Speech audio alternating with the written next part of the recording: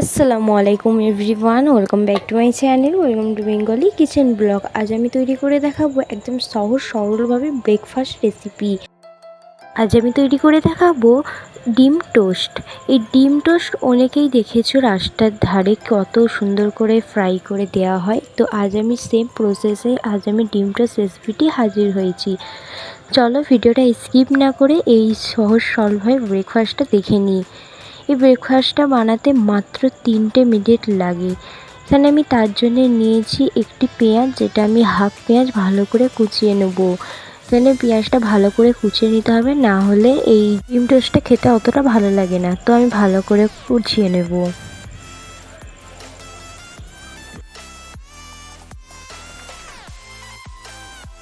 এখানে আমি ভালো করে কুচিয়ে নিয়েছি, আপনারা যতটা পারবেন কুচিয়ে নেবেন। এখানে আমি নিয়ে নেব ঝাল অনুযায়ী 3টে লঙ্কা কুচি।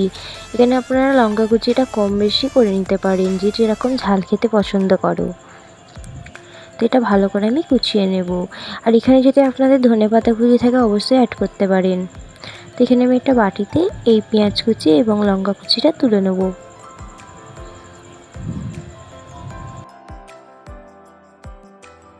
ভালো করে ধুয়ে নেওয়ার পরে এখানে আমি অ্যাড করব স্বাদ মতো লবণ, এবং দিয়ে দেবো এখানে আমি 1 চিমটের মতো লঙ্কার গুঁড়ো এবং 1 চিমটের মতো গোলমরিচের গুঁড়ো।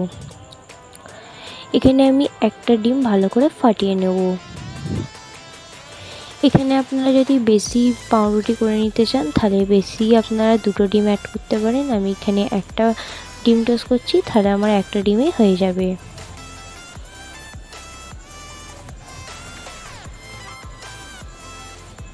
ভালো করে ফাটিয়ে নিয়ে ভালো করে এটা মিক্স করে নেব।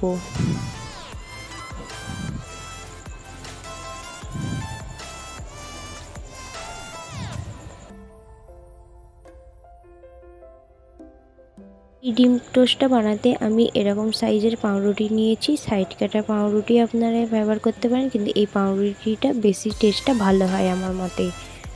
তো এই পাউরুটিটা আমি 2 ভাগে ভাগ করে নেব। এখানে আপনারা 3 ভাগেও ভাগ করে নিতে পারেন, আমিও 3 ভাগে ভাগ করে নিয়েছি।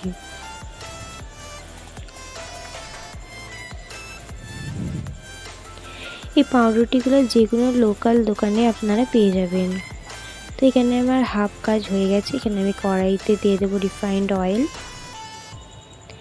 এখানে আমি ডিমের গোলায় প্রথমে আমি পাউরুটিগুলো এক সাইড ভালো করে দিয়ে নিয়েছিলাম, তারপরে যেগুলো ছিল আমি প্যানেতে দিয়ে দিলাম, যাতে দুদিকেই ডিমের মিশ্রণটা লেগে যায়।